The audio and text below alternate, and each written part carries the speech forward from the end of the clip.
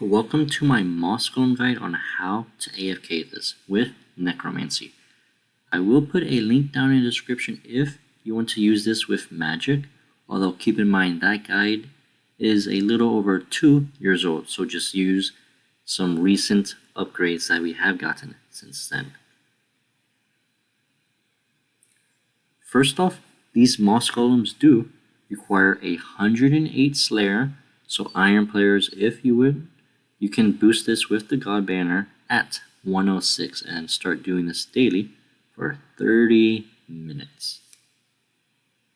As for the items that they drop, that would have to be the Cinderbanes, the Grimoire Pages, and the Ancient Elven Ritual Shard. Both the gloves and shard do have a drop rate out of 1 in 1,500 on task. As for the Grimoire Page, its drop rate is 1 out of 512, although you'll mainly want to aim for either the gloves or the Ancient Elven Ritual Shard. As for the action bar, you have to use this exact one, or else you'll pretty much lose your status if you are a hardcore Iron player. And then just make sure it's this. Now that Spectral Scythe, since I am 90 Necromancy, it's fully maxed out at the Well of Souls. For my inventory, you'll need a cannon. It could be anyone, although I have the Dwarven Siege Cannon. The regular one is perfectly fine. It's just to aggro them. And you will also need Spirit, Bone, Flesh, and Miasma runes, so that you can cast the Darkness spell, along with having 2 Penance Powder and 2 Powder of Protection, which is required because we will not be using the Amulet of Souls, as there is a better method for that. Also, you want 2 Holy Overloads, an Emergency Shark, an Ice Nihil, and an Ancient Elven Ritual Shard. If not, you can bring 2 Super Restore vials, and that should be enough for the whole hour. And if you want some extra healing, you'll want the Excalibur, and you will be using a ton of cannonballs. In fact, I was using between 2,800 cannonballs to 2,900 cannonballs, so you'll pretty much want to bring at least 3,000 cannonballs, although ignore the 5 million cannonballs. It's just because since I make a lot of Slayer task guides, I use these like crazy, and in combination with making loot videos. Now, the Darkness spell increases your chance to dodge incoming attacks by 20%, and it lasts 12 minutes. We will be using this a ton of times. As for the armor, you have to go pretty much maxed all the way, although you do not need the Igneous Cow Zuck. You pretty much just need the normal Zuck cape, and make sure it's the one with Necromancy. Afterwards, you need the Blood Amulet of Fury. For those that do not know, this is the best healing necklace there is if there is 3 or more monsters on you while you are still praying protection from magic, range, or melee. As for my ring, I'm using the Silent Surge ring. This only procs on the Devotion ability. It's not really needed, so if you want, you can swap to the Luck of the Dwarves. As for my weapons, I am using the tier 90 Death Guard and the tier 90 Skull Lantern. You can swap the main hand to tier 95, although it is not required. Just make sure to not equip the tier 95 Lantern, because that is going to ruin the whole action bar completely. As for that, you want the Death Warden hood, the Death Warden robe top. Now, I am using an augmented one, which means you are able to use whatever type of perks you are, but I do have augmented Death Dealer Row Bottom. This has enhanced Devoted 4, and then it has Devoted 4 with Impatient 4. So if you want, you can augment your plate body and put Impatient 4, a Devoted 4, separate perks, and then for the last gizmo, if you want, you can use Biting, Absorptive, or even Crackling. The choice is up to you. I spent a couple hours playing around with this just so that you're able to put any type of perk you want on the rope top. And then the gloves, Death Warden, and the boots, Death Warden. So we're rocking 4-piece Death Warden with the exception of my plate legs, which I did augment just so we can get a little bit of DPS. And of course, it does work out perfect with this. So let's go back to the Moss Golems. Getting to Solak is extremely easy. You want to hit and open the community tab, scroll down to where it says boss fights, and then you will be scrolling down all the way until we find Solak. Hit view selected, join queue, and then sometimes if there's like one match found, you'll just have to rejoin queue again until only you are in this group chat. Afterwards, hit the ready button, complete group, and then hit option 1, yes, to teleport all members. Afterwards, on the same screen, you can hit the little door icon on the bottom right corner to leave the group chat. And then it will bring you pretty much at the Solak area. However, we will not be fighting Solak. You do have also access of using the fairy rings to the west, although you have to bring 5 bittercat mushrooms for that. And even if you have 0 Solak kill count, you can still use that group system as it's used mainly for the butterfly event. So from here, we'll be wanting to make our way south and then head a little east.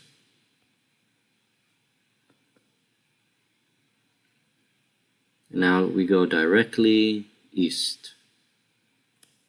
Sometimes there is a red dot on the minimap, and that is either from someone else using a cannon and they died most likely. So with that, let's just hop worlds real quick.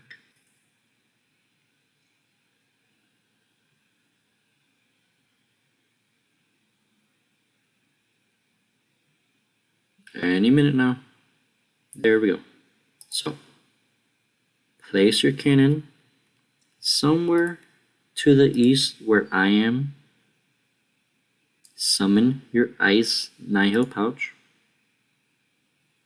Now for the quick prayers, we'll be doing protect item just in case you do die for those that are using a little bit less gear than what I was. The deflect for melee and the sorrow curse prayer. So scatter all of the powder, load the cannon, and now we want to stand right here. Drink the overload. Now the aura, you will have to use vampirism aura. Your cannon should aggro everything, and then don't worry, the action bar is automatically perfect. Sadly, this does require at least 113 necromancy because your hit chance increases as your necromancy does go up. And then at the very start, once you do start getting smacked a little bit, you can heal with the Excalibur to make sure your action bar just gets resituated, because the first bar was devotion, in which case it will be off a little bit, but as you see, it's perfectly fine. And activate the darkness spell, which conveniently enough I forgot to do until just now. So that right there kind of proves that you're able to tank most of them up until that part. And then just have your area loot enabled, and the action bar will have fixed itself. Now, I have done this for a couple of hours of testing, and for whatever reason, in 6 hours, I died twice. The first time, I died because I forgot the darkness spell, because it's every 12 minutes, and then I drink my overload about every 5 minutes, so it kind of misplaced. So if you want, you can do that. And then the other time I did die is because I ran out on my vampirism aura. So yeah, you're pretty much able to successfully sustain yourself, all thanks to the powder of protection and the blood amulet of fury. If you are an iron player, sadly you will need to get the 115 dungeoneering, and then you'll have access to killing Edemu, hopefully, for those. Now, like I did say earlier, there seems to be no difference in using the tier 90 or the tier 95 main hand weapon for necromancy, and that is because you never get 100% hit chance on them. In fact, since we're using the Nihil, we get an extra 5% accuracy, although that only works if the Nihil is attacking the same Moss Golem, in which case that is pretty much a little bit of a situation. And with tier 90 weapons, we have an 80% accuracy hit chance, and with tier 95 main hand weapon, we have a 92% hit chance. And then as for the XP rates, and again, this does work for both. Just make sure do not use the tier 95 offhand weapon, or you will die every single time within about 4 minutes, as that bar greatly ruins it because the lantern gives you 2 extra stacks, and I tested this so many times and I'm unable to use it with the tier 95 offhand, so you have to stick with the tier 90 lantern. As for the XP rates, you can expect to get between 685,000 XP rate per hour up to 723k XP per hour. It just depends if the golems spawn enough little baby Moss Golems that you do get some extra experience from killing those. And then the XP rate is exactly the same with tier 95 weapons. So for whatever reason, it just depends on if the Moss Golems spawn enough babies without you pretty much instantly killing them. Now, for the GP rate per hour, the normal loot is about 2.5 million GP per hour. And then for raw cash, you get on average of 522k GP. So it brings these about 3 million GP per hour. And then if you are doing this on a Slayer task, and you can last a full hour, which is on average of 400 kills, you're able to get about 963k Slayer experience with no bonus XP whatsoever. Which, yes, it does not include the 6% Slayer experience, the accuracy buff, which would help greatly for this, increasing your experience in combat as well.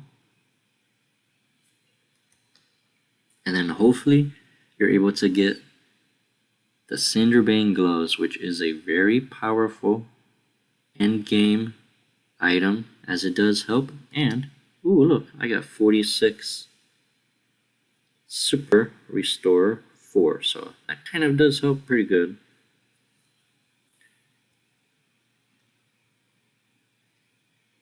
And with that, thank you all so much for watching this guide on how to AFK Moss Golems as effectively as possible without the use of the Blood Reaver and the scrolls, because that is another way. However, you will lose the 5% accuracy for not using the Night, which does affect your XP rates per hour. And also, if you do use the Blood Reaver, you are able to use about 400, well, actually about 370 scrolls an hour if you smack that and make it proc every 6 seconds. It's extremely wasteful, in which case, if you just have the Blood and the Fury, you can safely defeat these. Don't forget to like, subscribe, and comment down below what other Slayer task guides you would like me to do. And enjoy the rest of your day.